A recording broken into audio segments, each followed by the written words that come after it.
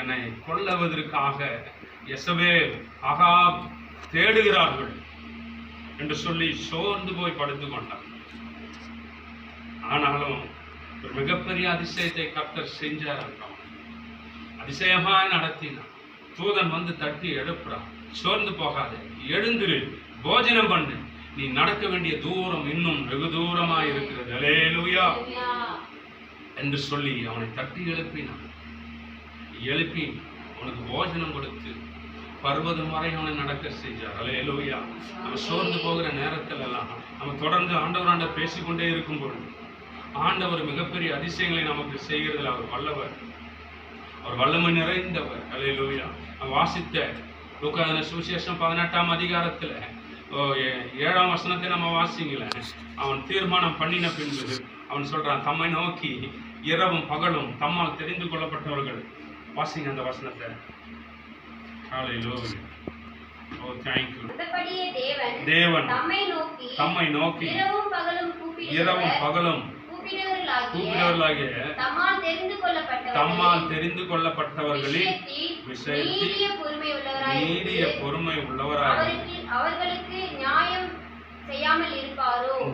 செய்யாமல் இருப்பாரோ சீக்கிரத்திலே அவர்களுக்கு நியாயம் செய்வார். அல்லேலூயா. சீக்கிரத்தில் அவளுக்கு நியாயம் செய்வார். அல்லேலூயா.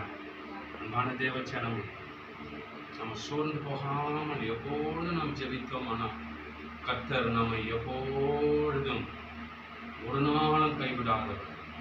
நம்மளை கர்த்தர் நன்மையினால கர்த்தர் நிரப்ப அவர் வல்லமை நிறைந்தவர். அல்லேலூயா. நாம் சோர்ந்து போகாமல் நாம் செய்கிற எல்லா செயலும் நாம் செய்து கொண்டே இருப்போம். கர்த்தர் நிச்சயமாய் நம்ம வல்லமை நிறைந்த பாத்திரமான நிலையில் இருப்போம். கர்த்தர் ஒரு நாளும் நம்மை கைவிடவே மாட்டார். அல்லேலூயா. நீங்களும் 12 நம்ம வாசித்தோம்னா அப்படியாய் வசனம் சொல்லுங்க. அநேக நாள் காத்திருக்க இருதயத்தை இழைக்க போகப்பா நாம் விரும்பினது வரும்பொழுது அது ஜீவ விருட்சம் போல இருக்கும், அது நித்திய காலமா இருக்கும் என்று அங்க சொல்லப்பட்டிருக்கிறது. நாம் செய்கிற காரியங்கள், நம்ம வேண்டுகிற காரியம்லாம் அது நிலையா இருக்கும். ஆகவேதான் ஆண்டவர் ஒரு சில வருஷங்கள், ஒரு சில மாசங்கள், ஒரு சில காலங்கள் நமக்கு அது தாமதமாக இருக்கிறது, அது தாமதிக்குது என்று நாம் எண்ண வேண்டாம். அது ஜீவ விருட்சம் போல என்றென்றைக்கும் அழியக்கூடியதாக இல்லாமல் அது அழியாமல் நீடித்து இருக்க ஒரு செயலையோ ஒரு காரியத்தையோ ஒரு தேவைகளையோ கர்த்தர் நமக்கு பூர்த்தி செய்ய அது தாமதிக்க கர்த்தர் பண்ணுகிறார். ஆனால் நாம் சோர்ந்து போகாமல் ஜெபிக்கிற பொழுது அது வருகிற பொழுது அது அழியாமல் இருக்கும். அல்லேலூயா. மனிதனால கொடுக்கிறது ஒரு காரியம் அது அழிந்து போகும். ஆனால் தேவன் கொடுக்கிற ஒரு காரியம், ஒரு செயல், ஒரு ஆசீர்வாதம், ஒரு நன்மை, ஒரு காரியம் எதுவாக இருந்தாலும் அது நீடித்த நாளா இருக்கும், அது அழிந்து போகவே போகாது. அல்லேலூயா. அது ஆசீர்வாதம் கூட தேவன் கொடுக்கிற ஆசீர்வாதம் என்றால் அது நீடித்த நாளாய் நிலைத்திருக்கும், அது ஒரு நாளும் குறையாது.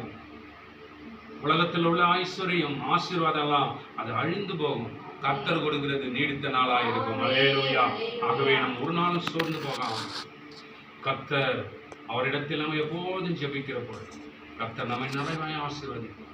இந்த கால வேளையிலையும் கூட நம்ம அப்படியே கண்களை மூடி அவரை நோக்கி பார்த்து ஜெபிக்கிறோம். ஓ கர்த்தர் நல்லவர்.